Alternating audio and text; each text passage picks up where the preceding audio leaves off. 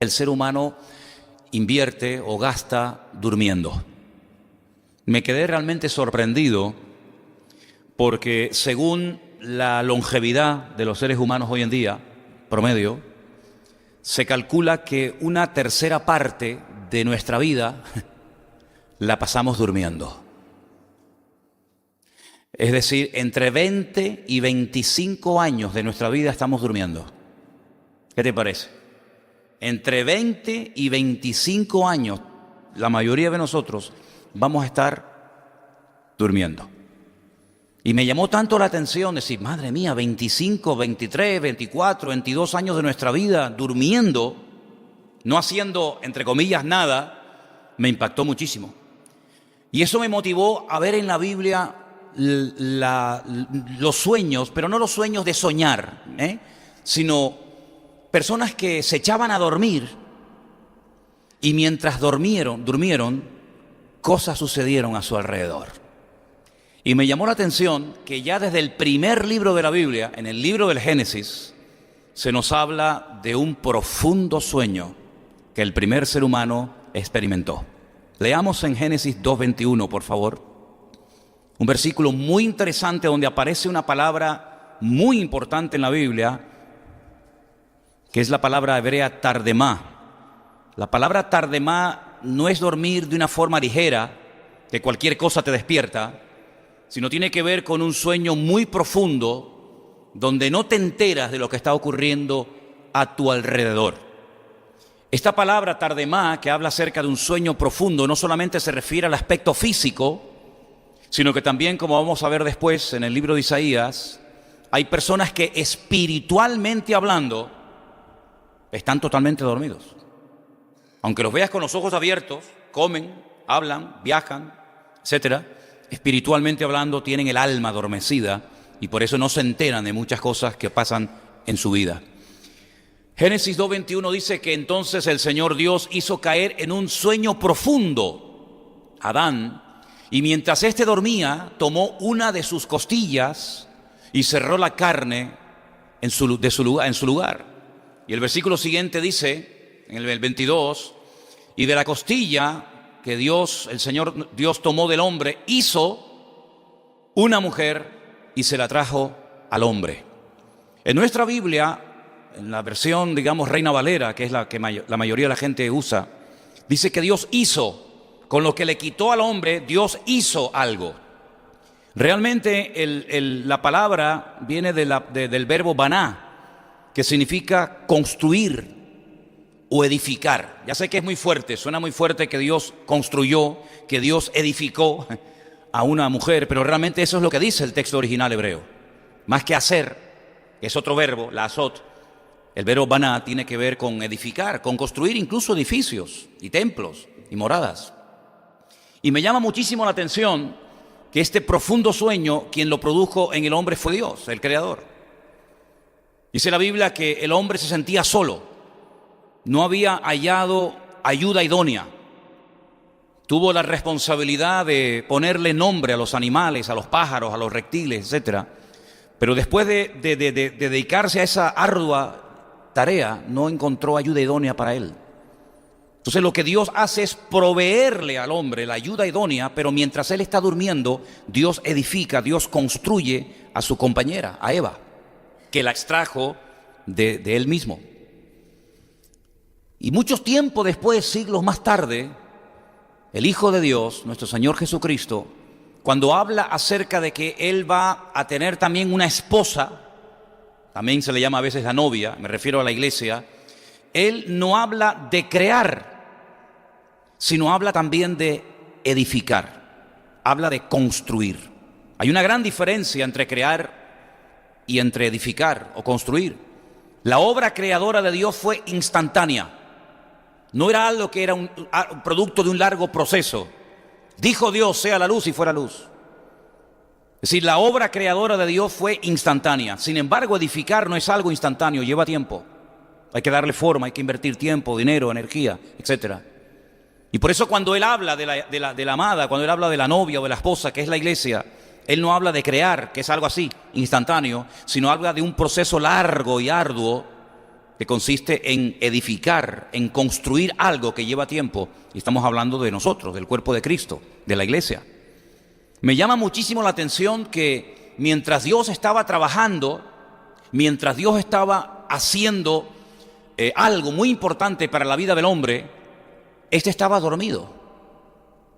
Dios le enseña a este hombre cosas muy interesantes, pero creo que una de las más importantes que podemos ver en este pasaje, en este acto de construir, de edificar la compañía idónea para el hombre no toma parte activa. El hombre no propone, el hombre no sugiere, el hombre no se queja, sino que él entra en un profundo sueño, repito, producido por Dios, para que no moleste a Dios en lo que está haciendo. En otras palabras, el hombre tuvo que aprender a confiar de que lo que Dios estaba haciendo iba a satisfacer sus necesidades más íntimas y profundas, y no iba a tener que objetar nada en contra de lo que Dios acababa de hacer o de construir. Igual manera tenemos que tener nosotros esa actitud, queridos hermanos. Aunque a veces parezca que Dios no está haciendo nada con la vida de tu hijo, con tu esposa, con tu marido, en tu vida personal, íntima, no significa de que Dios esté de brazos cruzados sin hacer nada. Dios no para de hacer cosas, por decirlo de alguna manera. Todas las oraciones que cada día suben a su presencia, son millones y millones de oraciones que suben cada día ante su trono. Dios toma muy buena nota de ellas, pero a veces responde de una forma inmediata y otras veces se toma, digamos, un tiempo en responder, en suplir, en proveer cada una de nuestras necesidades. Pero no significa de que Dios no esté haciendo nada. Dios está haciendo todo lo necesario y preparando todo lo necesario para que tu vida y la mía sea una vida plena, una vida bendecida y una vida de completa satisfacción. Él, cuando vino personalmente, cuando vino a este mundo, Él dijo: yo he venido para darte a ti específicamente, hijo, hija mía, vida. Pero no un tipo de vida mediocre, no un tipo de vida rutinaria y monótona, sin sentido, sin propósito, sino una vida en abundancia, una calidad de vida, de tal manera que aunque tal vez no tengas la mejor casa y no tengas la mejor ropa y no tengas esto y no tengas aquello, interiormente tú puedes tener la satisfacción de que mi Dios está tratándome mejor de lo que yo merezco y me está dando todo aquello que mi vida necesita para poder vivir tranquilo y con la paz y la bendición del Señor. Amén, hermanos. Ese sueño profundo que Dios permitió que Adán experimentara, en cierto sentido, Él lo traslada al mundo espiritual. Cuando a través de la pluma del profeta Isaías dice que su pueblo, en ese momento era el pueblo de Israel, por su desobediencia, por su rebeldía, por su rechazo a la palabra, por no querer someterse a la voluntad de Dios, experimentaría por un tiempo, no siempre, pero por un tiempo, su pueblo experimentaría ese sueño profundo, ese sopor espiritual, esa especie de estar como anestesiado y no enterarte de lo que está sucediendo a tu alrededor. Y en Isaías capítulo 29, el versículo 10, habla muy claramente acerca de cómo una persona no solamente puede dormir como un tronco, como se suele decir habitualmente, sino que hay personas que no son conscientes, pero espiritualmente hablando, están dormidos. Porque el Señor derramó sobre vosotros espíritu de sueño. Y ahí aparece otra vez la palabra de Génesis, tardemá, sueño profundo. Y ahí dice espíritu de sueño. Cerró los ojos de vuestros profetas y puso velo sobre las cabezas de vuestros videntes. Así se llamaba también a los profetas en aquel tiempo. Porque el Señor derramó sobre vosotros ese espíritu de sueño. Seguimos. Y os será toda visión como palabras de libro sellado, el cual si dijeren al que sabe leer y le dijeren lee esto ahora, él dirá no puedo porque está sellado. Y si le dieren el libro al que no sabe leer diciéndole lee ahora esto, él dirá no sé leer. Dice pues el Señor: porque este pueblo se acerca a mí con su boca y con sus labios me honra, pero su corazón está lejos de mí y su temor de mí no es más que un mandamiento de hombres que les ha sido enseñado. Por tanto, he aquí que nuevamente excitaré yo a la admiración de este pueblo con un prodigio grande y espantoso, porque perecerá la sabiduría de sus sabios y se desvanecerá la inteligencia de sus entendidos. Ay de los que se esconden de Dios encubriendo el consejo y sus obras están en tiniebla y dicen, ¿quién nos ve y quién nos conoce? Así como Adán entró en un profundo sueño y mientras Adán dormía, Dios estaba haciendo cosas tremendamente importantes que cambiarían su vida y la vida de todos los seres humanos, evidentemente. Espiritualmente hablando, el pueblo de Israel entraría en una etapa de largo y profundo sueño espiritual, donde no podrían percibir las realidades del Evangelio. El apóstol Pablo va mucho más allá y dice que lo que les pasó fue algo muy parecido a lo que les pasó al pueblo de Israel cuando vieron que Moisés bajaba del monte Sinaí con un brillo, con un resplandor en su rostro tremendo que impactaba y molestaba a los que le veían. Y dice que él tuvo que llevar durante 40 años, por si no se habían dado cuenta, un velo sobre su rostro, para no molestar con su brillo, con la gloria de Dios a los demás. Y el apóstol Pablo, utilizando ese símil, dice que ese velo les quedó en el corazón. Y por eso leen y no entienden y no comprenden, como dice el profeta Isaías, que llegaría un momento en el que leerían y no entenderían. Estarían como ciegos, estarían como dormidos espiritualmente hablando por un tiempo, mientras Dios está haciendo cosas muy interesantes en otras naciones y en otros pueblos, hasta que nuevamente dice la Biblia que cuando el velo les sea quitado es cuando ellos van a reconocer que el verdadero Mesías era al que crucificaron. Y cuando se conviertan a Cristo, el velo, dice, les será quitado y podrán entender y podrán ver lo que hoy en día leyendo lo leen, pero no lo entienden. Así que cuidado con el tema del sueño espiritual, porque es tan real como el sueño que experimentó Adán en el jardín del Edén. De ahí que el apóstol Pablo le diga a los romanos en una de sus cartas a ellos, le dice, es hora de levantarnos del sueño. ¿Cuántos dicen amén? No estés dormido, por favor, espiritualmente hablando. Espabilate, despierta. Abre tus ojos a la realidad de lo que estás leyendo para que puedas interpretar, para que puedas entender, para que puedas leer lo que está ocurriendo a tu alrededor. Y no entres en esa dinámica del mundo de quejarnos, de lamentarnos, de echarle la culpa a esto o aquello, a este o al otro, sino que puedas entender qué es lo que el Señor está haciendo.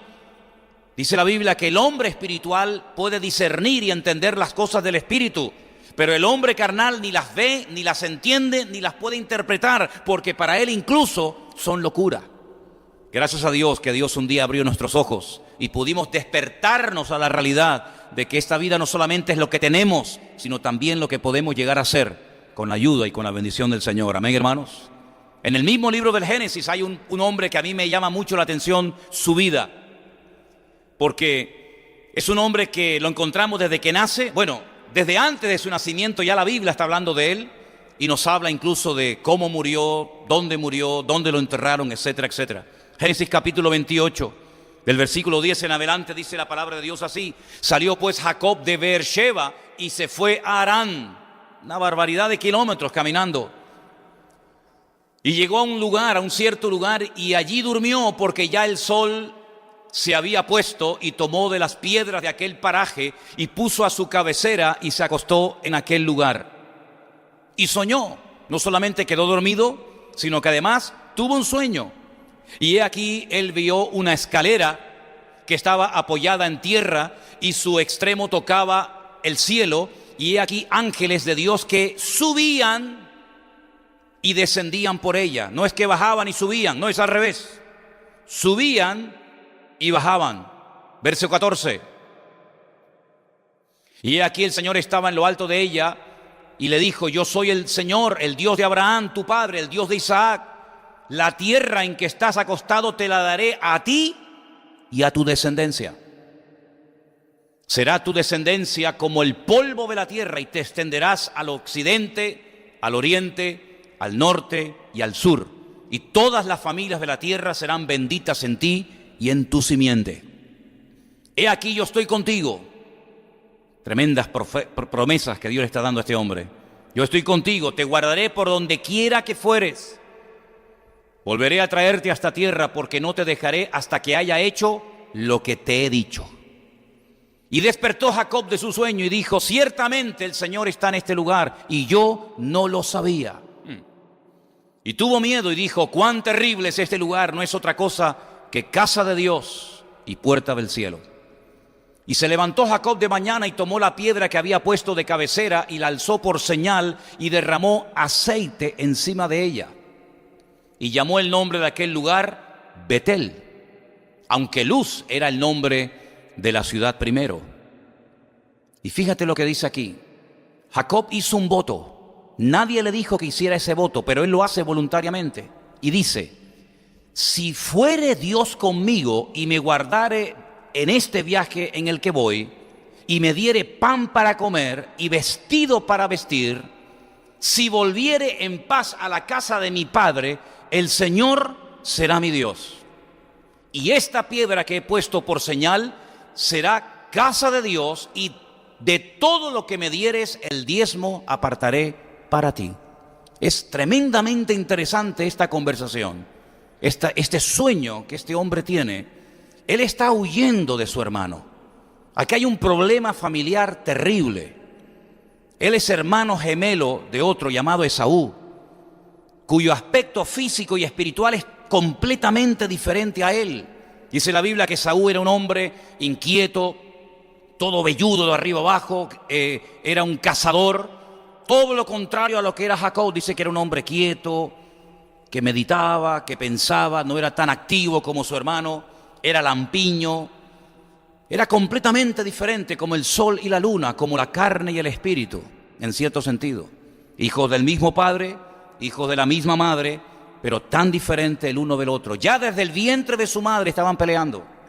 Dice que este Jacob tenía trabado, de ahí que su primera letra en hebreo es la yod, que es con un gancho, lo tenía enganchado, por eso le llamaron así, Jacob, lo tenía enganchado del calcañar a su hermano. Quería salir el primero, ¿verdad? Porque él entró el primero, aunque después salió el último, porque el que entra primero sale el último y el último sale el primero. Pero la Biblia nos enseña que nunca fue posible la paz entre ambos. Buscaban la bendición, buscaban el apoyo del padre. El padre, su padre Isaac, que perdió prácticamente el pobrecito todos los sentidos, quedó ciego, fue engañado por su propio hijo, haciéndose pasar por Esaú, recibe la bendición espiritual del padre. Cuando su hermano se entera, lo quiere matar, su madre prepara todo para que huya a la casa de sus familiares. Por más de 20 años se tiene que alejar de la casa del padre. Es una vida muy dura, la vida de Jacob es muy dura. De hecho, él, cuando ya tiene más de 140 años, el faraón de Egipto le pregunta mirándole a la cara y le dice: ¿cuántos años tienes? Y Jacob le dice al faraón: pocos y malos. Así definió su vida. Tengo pocos años, 140 y pico, y malos. Se parece mucho la vida de Jacob a la vida de uno de sus hijos. Los dos tuvieron problemas en la familia con sus hermanos, el padre y José. Los dos viven en Egipto. Los dos mueren en Egipto, y ninguno de los dos, ni el padre ni el hijo, son enterrados en Egipto, sino que son enterrados en la tierra prometida, uno en un sitio y otro en otro. Me llama muchísimo la atención que este hombre, huyendo de los problemas con su hermano, el Señor lo detiene en el camino y, aprovechando que está durmiendo, le da un sueño. Y en ese sueño el Señor se revela su vida y le muestra una escalera a través de la cual suben y bajan ángeles. Y en aquel lugar él se da cuenta de que él tiene que vivir muy cerca de Dios, porque Dios quiere vivir muy cerca de él. Y allí él hace una serie de promesas, y allí él hace una serie de votos, y allí él introduce una palabra que hasta ese momento era una palabra que solamente la había utilizado su abuelo Abraham cuando volvía de una guerra diciendo que le iba a dar los diezmos a no sé quién, ¿verdad? Y es muy interesante ver cómo en ese sueño Jacob va preparado para lo que le espera en el futuro. Una de las formas como Dios tiene, una de las maneras como Dios nos puede revelar su voluntad en nuestra vida es a través de los sueños. Porque hay personas que están siempre tan ocupadas, que si el trabajo, que si los estudios, que si los niños, que si esto, que si aquello, que el único momento que tienen para estar tranquilos es mientras duermen, y a veces ni eso. Y hay personas que podían haber sido más bendecidas de lo que han sido, pero ya digo, siempre tienen cosas que hacer, están tan ocupados que incluso he conocido gente que me dice: es que no tengo tiempo para venir a la iglesia, no tengo tiempo para orar, no tengo tiempo para leer la Biblia. Y hay gente que vive con una velocidad que se olvidan de que la vida es muy corta. Y en ese periodo muy corto de tiempo es cuando tienes que captar el plan, el proyecto, el propósito de Dios para tu vida, para poder llevar a cabo la voluntad de Dios en tu vida y no la tuya, y no perder el tiempo ni la vida. Y el Señor preparó a Jacob y le dijo: yo quiero ser tu Dios, yo quiero estar contigo, yo quiero bendecirte, quiero darte la tierra de Canaán a ti y a tu descendencia, quiero bendecir tus descendientes, quiero ser tu Dios. Y él entiende que Dios va en serio con él. Ahora, esto que para nosotros es algo tan normal, para muchas personas hoy en día no lo captan. ¿Por qué? Porque aunque no vivimos bajo la presión del imperio de los griegos, que ya en su día ellos tuvieron su tiempo y su gloria y su imperio, esa filosofía de vida griega todavía impera en nuestra sociedad. Los griegos no eran ateos, los griegos eran creyentes y muchos de ellos, incluso muchos de sus grandes filósofos, creían en Dios. Pero cuidado, ojo, creían en Dios como el Dios creador, como el Dios que dictó una serie de leyes, las leyes de la naturaleza, de la gravedad, de la física, etc. Y una vez que todo fue creado, Dios se limpió las manos y ahí te quedas. Eran creyentes, pero creían que Dios no intervenía ni para bien ni para mal en la vida de los seres humanos. Ni siquiera el hombre podía optar por tener comunión con Dios, pero eso es rotundamente falso. Porque en este sueño que tiene Jacob vemos que Dios es un Dios personal, que quiere hablarte, que quiere ayudarte, que quiere suplir tus necesidades, que quiere cuidarte en el camino de la vida, que no quiere que te sientas solo, incomprendido, deprimido, amargado, sino más bien todo lo contrario, que quiere restaurar tu vida, que quiere restaurar tu familia, que puede sanar tus enfermedades, que puede proveerte trabajo, etcétera, etcétera. No es un Dios frío, lejano y distante, sino es un Dios que se hace hombre, un Dios que se acerca a tu necesidad, que te comprende, porque todo lo que podamos experimentar en nuestra vida ya Él lo experimentó antes que tú y yo naciéramos. Y Jacob tiene que entender que aunque está huyendo de su hermano, porque su hermano lo quiere matar, y aunque se puede sentir culpable en lo más profundo de su corazón porque acaba de engañar a su propio padre, diciendo que era Esaú cuando realmente no lo era, él va a tener que aprender a base de palos. Sí, así es, hermano, a base de golpes. Él va a tener que ir rebajando la velocidad y llegar a un punto en el que tienes que pararte y darte cuenta de que a veces por ir demasiado rápido no escuchas la voz de Dios ni el propósito de Dios para tu vida.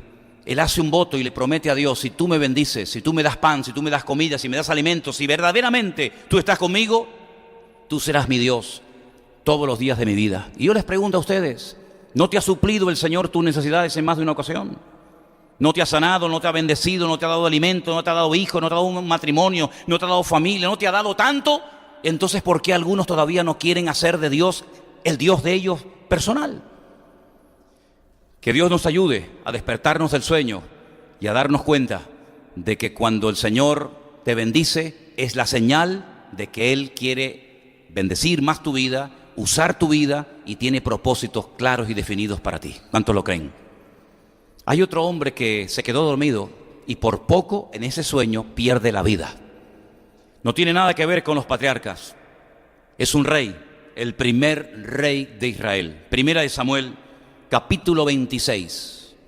No voy a leer todo el capítulo porque es muy extenso, pero solamente les relato algo para posicionarnos en el tiempo y en la historia. Saúl, el primer rey de Israel, está mal consigo mismo. Saúl es una persona amargada. Cuidado, porque la amargura es una enfermedad terrible que termina secándote los huesos, el alma y robándote el gozo del Señor en tu vida.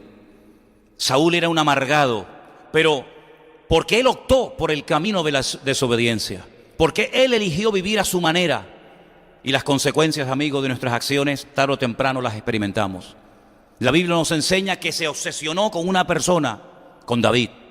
Quería matarlo, quería eliminarlo, quería borrarlo de la faz de la tierra. Gastó tiempo, dinero, energía, movilizó tropas, hizo todo lo que pudo por matar y destruir a David. Gracias a Dios, el Señor siempre protegió a David y no permitió que éste lo matara. Pero lo pasó mal durante años, huyendo de cueva en cueva, de montaña en montaña, escondiéndose de Saúl. Y dice la Biblia que un día Saúl estaba en un valle durmiendo con sus soldados, descansando para, en cuanto se levantara, ir a buscar y matar a David. Era la costumbre que el rey durmiera en el centro del campamento y alrededor del rey acamparan todos los soldados, como una especie de círculos concéntricos, para que me entendáis.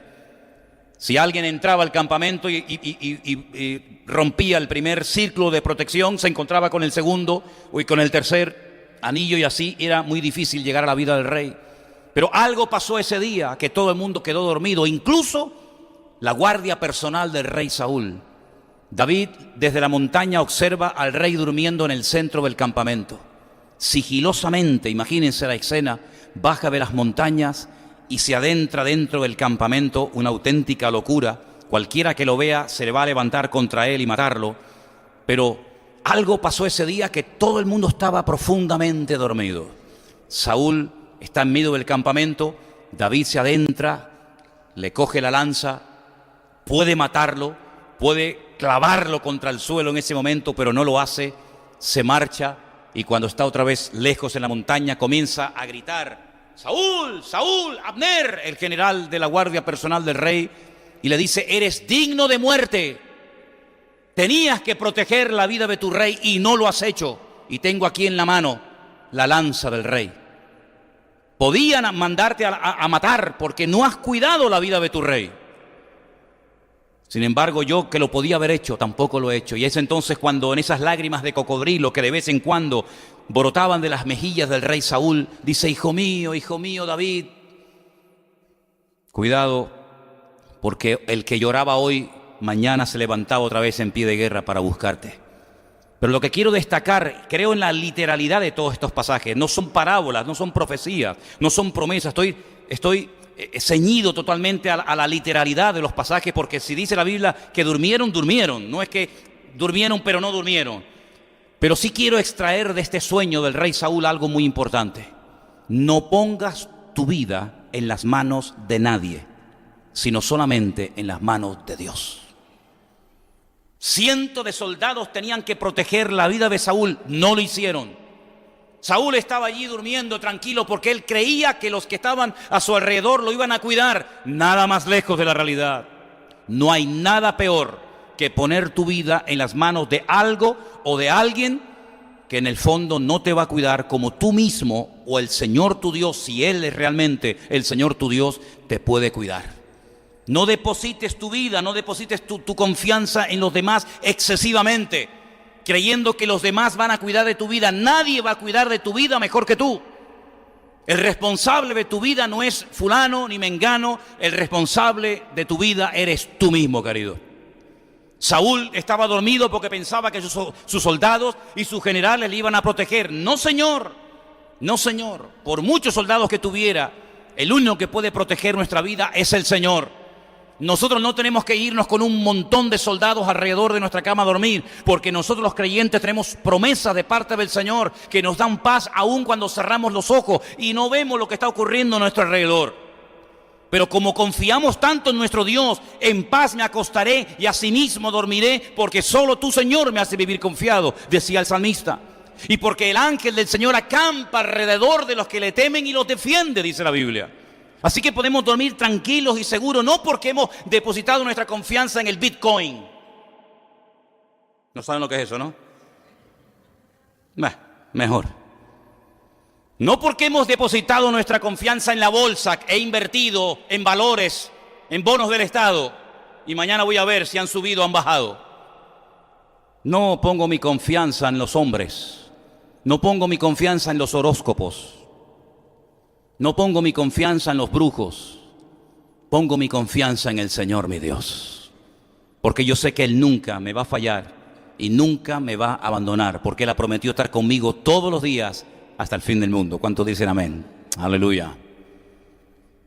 Encontré en la Biblia a un hombre que se le fue el sueño. Esa noche padeció lo que se llama insomnio, ¿no? Tiene que ser terrible querer dormir y no poder. Pero en el libro de Daniel hay otro rey que hizo durante el día algo malo y no podía dormir durante la noche. No quiero decir que todos los que no pueden dormir durante la noche es que han hecho algo malo durante el día. No quiero decir eso. Pero muchas veces, durante la noche, en algunos casos, tal vez no se puede dormir tranquilamente, porque durante el día has hecho, has tocado, has visto, has deseado, has anhelado cosas que durante la noche te pasan facturas. Cuando estamos despiertos durante el día, nuestro consciente está despierto, en pleno funcionamiento. Durante la noche, nuestro subconsciente se levanta y te pasa factura de todas las imágenes, de todas las conversaciones, de toda la música, de todos los lugares, de todas las llamadas, de todos los WhatsApp, de todas las cosas que has visto, deseado y querido, y te pasan factura. Y en el caso del rey Darío, en el libro de Daniel, capítulo 6, del 14 al 24, se le fue el sueño porque durante el día se dejó engañar, se dejó manipular y firmó un edicto que la historia cuenta lo siguiente. Cuando el rey oyó el asunto, le pesó en gran manera y resolvió librar a Daniel, y hasta la puesta del sol trabajó para librarle. Pero aquellos hombres rodearon al rey y le dijeron: sepas, oh rey, que es la ley de Media y de Persia, y que ningún edicto u ordenanza que el rey confirme puede ser abrogado. Entonces el rey mandó y trajeron a Daniel y le echaron en el foso de los leones. Y el rey le dijo a Daniel que el Dios tuyo, a quien tú continuamente sirves, que Él te libre. Y fue traída una piedra y puesta sobre la puerta del foso, la cual selló el rey con su anillo y con el anillo de sus príncipes, para que el acuerdo acerca de Daniel no se alterase. Luego el rey se fue a su palacio y se acostó ayuno, ni instrumento de música fueron traídos delante de él, y se le fue el sueño. ¿Te das cuenta? Se sentía mal por lo que había firmado. El rey, pues, se levantó muy de mañana y fue apresuradamente al foso de los leones. Y acercándose al foso, llamó a voces a Daniel con voz triste y dijo: Daniel, siervo del Dios viviente, el Dios tuyo, a quien tú continuamente sirves, ¿te ha podido librar de los leones? Entonces Daniel le respondió al rey: oh rey, para siempre vive. Mi Dios envió su ángel, el cual cerró la boca de los leones para que no me hiciesen daño, porque ante él fui hallado inocente, y aún delante de ti, oh rey, yo no he hecho nada malo. Entonces se alegró el rey en gran manera a causa de él, y mandó sacar a Daniel del foso, y fue Daniel sacado del foso, y ninguna lesión se halló en él, porque había confiado en su Dios. ¿Cuántos dicen amén? Yo creo que esa noche entre leones durmió mejor Daniel que Darío en el palacio. Qué maravilla tuvo que hacer dormir encima de leones, apoyado en esas melenas. Ese es un sueño que no sé si alguna vez veré cumplido. Dormir abrazado a un león. Tiene que ser una gozada, aunque a lo mejor huele fuerte, pero así me levanto oliendo a león por la mañana, ¿no? Qué tremendo, ¿no? Hizo algo malo durante el día, por la noche no podía dormir. Que no se ponga el sol sobre tu enojo. No hagas cosas durante el día que luego a la noche te roben el sueño. Procura hacer las cosas decentemente y con orden, para que cuando te vayas a la cama en paz, puedas dormir en paz. Si tu vida ha sido si ese día tu vida ha sido un día de guerra, es muy difícil que a la noche tengas paz. Si vives en paz, vivirás en paz y dormirás en paz. Si vives en guerra, vivirás en guerra y dormirás en guerra.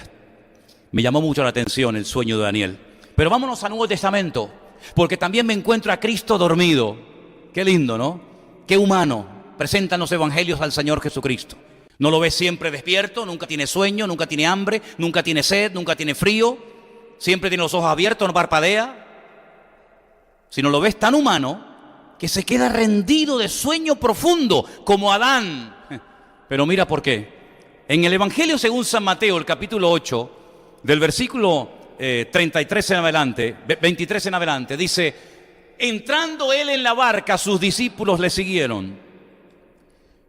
Y he aquí se levantó en el mar una tempestad tan grande que las olas cubrían la barca, pero él dormía. Vinieron sus discípulos y le despertaron diciendo: Señor, sálvanos que perecemos. Y él les dijo: ¿por qué teméis, hombres de poca fe? Entonces levantándose reprendió a los vientos y al mar, y se hizo grande bonanza. Y los hombres se maravillaron diciendo: ¿qué hombre es este que aún los vientos y el mar le obedecen? ¿Cómo podía dormir el Señor Jesucristo en medio de una tempestad tan enorme? Señor Jesucristo era la paz personificada. ¿Cuántos dicen amén? Tú y yo podemos tener paz, pero Él era la paz personificada. Nunca perdió la paz, nunca se puso nervioso, nunca se preocupó. Él sabía perfectamente que su vida estaba totalmente cuidada y protegida por su Padre. Conocía las Escrituras perfectamente. Mira, cuando uno conoce las Sagradas Escrituras y al Dios de las Escrituras, pase lo que pase, tú tienes una tranquilidad y una paz en medio de la tormenta que no te puedes ni imaginar. El Señor Jesucristo sabía perfectamente que Él, como Mesías que era, no moriría ahogado en las aguas del mar de Genesaret. Él sabía perfectamente por las profecías del Antiguo Testamento que Él moriría crucificado entre dos malhechores en la ciudad de Jerusalén.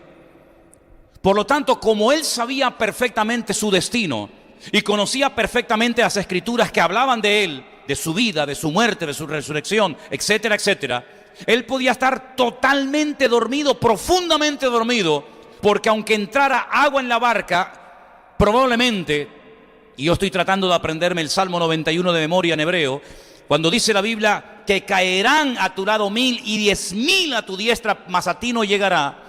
Algunos dicen que ese salmo es un salmo 100% mesiánico. No lo sé, porque ni siquiera se conoce el autor del Salmo 91.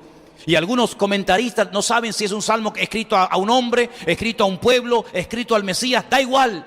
Lo que está bien claro es que cuando el Señor permita, porque a veces lo permite, y no tiene por qué pedirme permiso ni perdón, que pasemos por algún tipo de tribulación o angustia o tormenta, podemos tener paz en la tormenta. Porque el Señor Jesucristo durmió en medio de la tormenta, porque Él conocía las Escrituras y sabía que las Escrituras lo iban a proteger hasta el momento cumbre de su vida, cuando moriría en el monte Moriah. ¿Cuántos dicen amén? Así que el conocimiento de las Escrituras y el conocimiento experimental del Dios de las Escrituras produce paz en nuestro corazón. Y podemos estar tranquilos, dormidos, en medio de una tormenta. Pero los discípulos también se quedaron dormidos, pero no precisamente por paz. En el Evangelio según San Mateo, el capítulo 26, los encontramos dormidos cuando no tenían que haberse quedado dormidos. Se les había pedido un encargo muy importante. La historia de la humanidad estaba a punto de cambiar radicalmente. Y es la primera vez que el Señor Jesucristo se dirige a 3 de sus discípulos, Mateo capítulo 26, verso 36, y les pide algo que hagan por Él y no lo cumplen. Jesús entonces llegó con ellos a un lugar que se llama Getsemaní, donde se prensa la aceituna. Y le dijo a sus discípulos: sentaos aquí, entre tanto que yo voy allí y oro. Y tomando a Pedro y a los 2 hijos de Zebedeo, Jacobo y Juan, comenzó a entristecerse y angustiarse en gran manera. Entonces Jesús les dijo: mi alma está muy triste hasta la muerte. Quedaos aquí y velad conmigo. El Señor pidiendo apoyo. No me dejen solo esta noche. Velen, oren conmigo. Yendo un poco adelante, se postró sobre su rostro orando y diciendo: Padre mío, si es posible, pase de mí esta copa, pero no se haga como yo quiero, sino como tú. Vino luego a sus discípulos y los halló durmiendo. Y le dijo a Pedro: ¿así que no habéis podido velar conmigo una hora? Velad y orad para que no entréis en tentación. El espíritu a la verdad está dispuesto, pero la carne es débil. Otra vez se fue y oró por segunda vez, diciendo: Padre mío, si no puede pasar de mí esta copa, sino que yo la beba, hágase tu voluntad.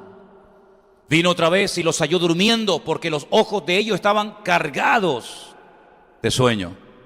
La caña que les daba el Señor a los discípulos durante el día era terrible, estaban los pobres agotados. Y dejándolo se fue de nuevo y oró por tercera vez, diciendo las mismas palabras. Entonces vino a sus discípulos y les dijo: dormid, dormid ya, descansad. He aquí ha llegado la hora y el Hijo del Hombre es entregado en manos de pecadores. En el momento más importante de la vida del Señor Jesucristo y de la historia de la humanidad, se quedan dormidos 3 de sus discípulos.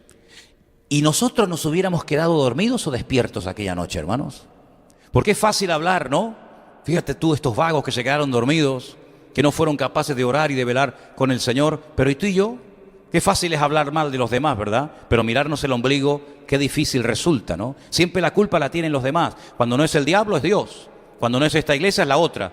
Cuando no es el pastor este, es el de la esquina. Siempre la culpa la tiene o el hijo, el padre, la nuera, el suegro. Siempre la tiene alguien, cualquiera, menos tú. Pero ¿y nosotros, queridos hermanos? ¿Nos hubiéramos quedado dormidos o nos hubiéramos quedado toda la noche orando y velando con el Señor, sabiendo que en cuestión de minutos lo iban a llevar y su vida iba a ser completamente masacrada y posteriormente clavado en una cruz? A mí me llama mucho la atención, y creo que ya lo he dicho en otras ocasiones y lo sabéis, que días más tarde, concretamente 72 horas más tarde, a estos discípulos, a los mismos, se los encuentra pescando en el mar de Galilea. Y el Señor se presenta temprano en la mañana y desde la orilla les dice: ¿habéis pescado algo? Y la respuesta es impresionante. Le dicen: toda la noche hemos intentado pescar algo, pero no hemos pescado nada. Oye, qué curioso, ¿no? ¿Toda la noche? ¿Habéis estado remando por aquí, remando por allá? Echa la red a un lado, echa la red a otro lado. ¿Toda la noche sin dormir? ¿Al final para nada? Porque no habéis pescado nada y hace 3 días os pedí 1 hora solamente para que orarais conmigo y os atrapó y os venció el sueño. Qué curioso que a veces para las cosas del Señor nos cansamos, no tenemos tiempo, nos quedamos dormidos, pero luego después para nuestras cosas tenemos todo el tiempo del mundo. No nos cansa ver una película de 4 horas, hay algunas que duran más, también sé que hay otras que duran menos. No nos cansan los deportes, el gimnasio, todo lo que podemos hacer en la vida. En esta vida hay entretenimientos y juguetes para todos los gustos. Pero luego para las cosas del Señor nos cansamos, nos fatigamos, no tenemos tiempo, no puedo, me duele aquí, me duele allá. Se nos viene la artrosis, la viruela, la toferina, la pulmonía, todo nos viene de golpe, pero cuando son para nuestras cosas no hay ningún problema. Eso le pasó a los discípulos. Se quedaron dormidos, pero no de paz, sino de cansancio. Se quedaron dormidos porque no fueron capaces de orar con el Señor 1 hora. Y el Señor se lo reprocha y se lo echa en cara. ¿No habéis sido capaces de dormir conmigo 1 hora? Oye, si estás sentado y te entra sueño, ponte de pie.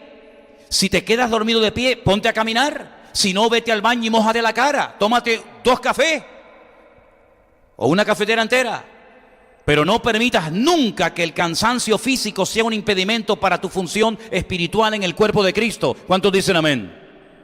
Porque mañana, cuando te levantes por la mañana, lunes, y tengas sueño y estés cansado, vas a tener que ir a trabajar, te guste o no te guste. O mañana cuando vayas a trabajar, vas a ir saltando y brincando y cantando coros por la calle. Seguramente vas a ir, a lo mejor no con muchas ganas, pero vas a tener que ir. Pues para el Señor tenemos que tener la misma predisposición y la misma diligencia que tenemos para nuestros asuntos. ¿Cuántos dicen amén? Y quiero terminar con un sueño de un chico que se quedó dormido en el culto.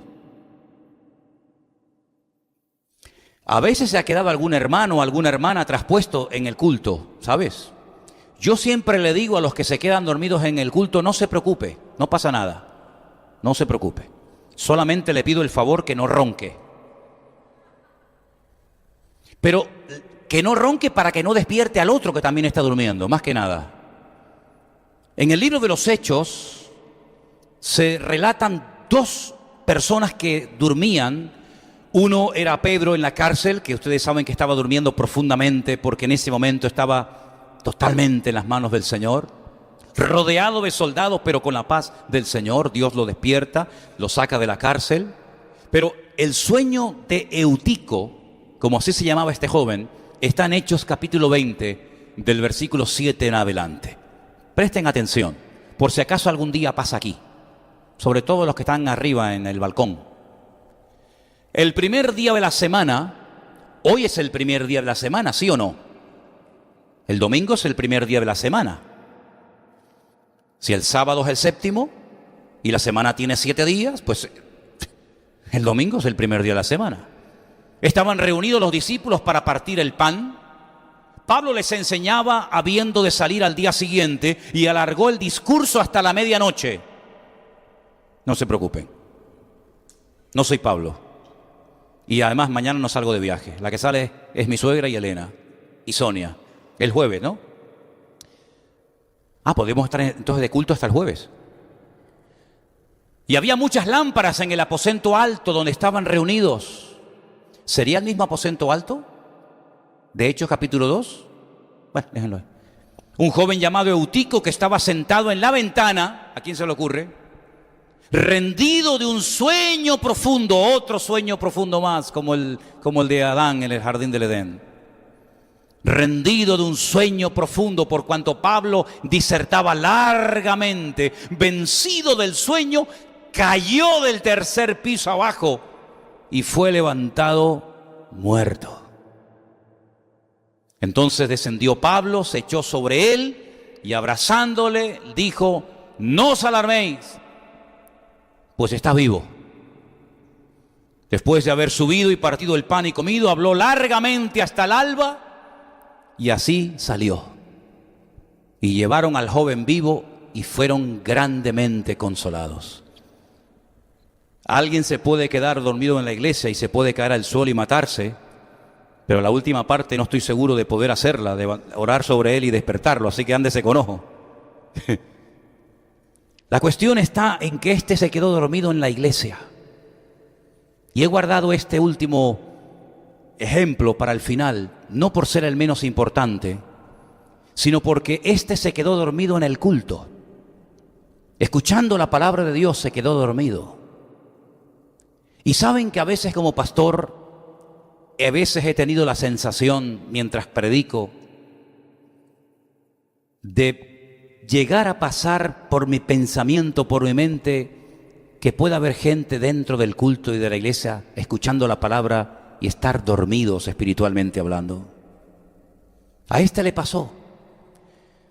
No valoró el hecho de que estaba Pablo ese día predicando la palabra. Nunca más lo volvería a escuchar. Pablo al día siguiente salió de viaje y probablemente nunca más volvió a ese lugar.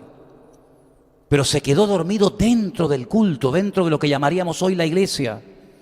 Y se quedó dormido, se cayó y al caerse se mató. Fíjense el proceso. Se quedó dormido.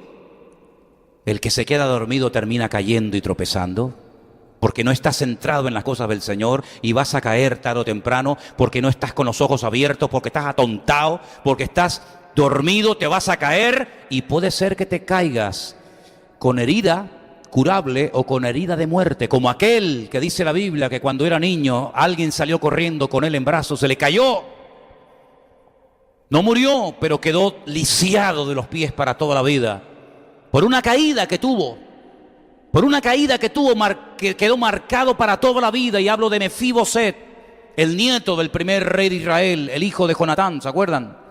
Cayó y quedó lisiado, quedó mal de los pies. Y aunque vivió toda la vida comiendo a la mesa del rey David, pero todo el mundo cuando lo veía caminar o cuando le observaban las piernas, decían: mira, esto fue por una caída que tuvo cuando era niño. Este no se cayó y quedó herido, este se cayó y se mató. Y pueden ocurrir esas dos cosas, que por no estar centrado en las cosas del Señor te quedes dormido y pasen las bendiciones y pasen las oportunidades delante de tus narices y puede ser que caigas y te mates o quedes herido para toda la vida. ¿Y qué necesidad hay de estar durmiendo cuando no es tiempo de dormir, sino es tiempo de despertar del sueño? Porque el Señor viene pronto y viene a buscar una iglesia que está despierta, que está espabilada, que está atenta, que está orando, que está velando, no como la lectura que se leyó esta tarde de las famosas 10 vírgenes. Que ya sé que no es una costumbre que nosotros tenemos, porque nosotros los seres humanos somos tan originales que hasta en las bodas, en las ceremonias, lo hacemos al revés de la Biblia. Es el novio el que tiene que esperar a la novia y que la novia aparezca cuando le dé la gana a la señora. Como a veces ocurre y dice: bueno, ¿va a venir o no va a venir? Un día casé a una persona y la novia tardaba tanto que le dije al novio: querido, yo creo que esto termina aquí, porque ya está bien, menos mal que la señora apareció. Pero en la Biblia no era la novia, no era el novio el que esperaba a la novia. Porque en la Biblia no es el novio el que espera, es la novia, la iglesia, la que espera el retorno del amado y no al revés. Y por eso en las bodas en Israel, pues es al revés que como lo hacemos en el mundo cristiano occidental. Pero dice la Biblia que se quedaron dormidas, 5 de ellas. La proporción es muy alta, 50% del grupo dormido, 50% del grupo despierto esperando al novio. Y porque se quedaron sin aceite, no tuvieron visión de futuro, creían que era algo inmediato y no se prepararon para esperar un tiempo.